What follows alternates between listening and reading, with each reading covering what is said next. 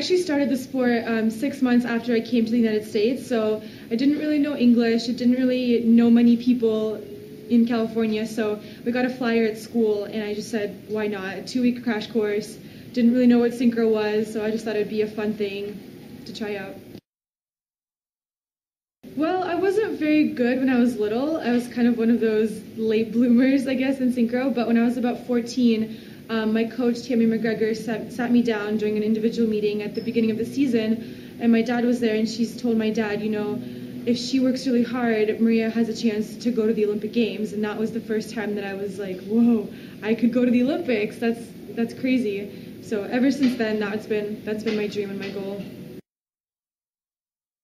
I've had a couple pretty exciting moments. One of the most exciting moments was competing in St. Petersburg in Russia at the Junior World Championships in 2008. Being back in Russia, you know, in my home, kind of like my homeland, was really exciting, and it was my first big international competition, so it was a very cool experience.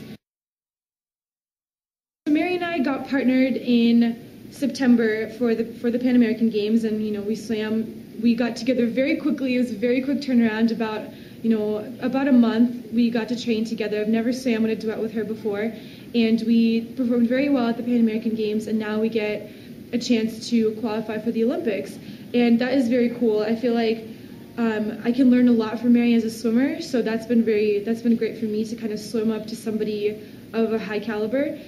And you know, once again, I think we're both very motivated. We're very excited. We have 2 new programs to showcase at the qualifier that we're gonna be coming out of the gate really strong.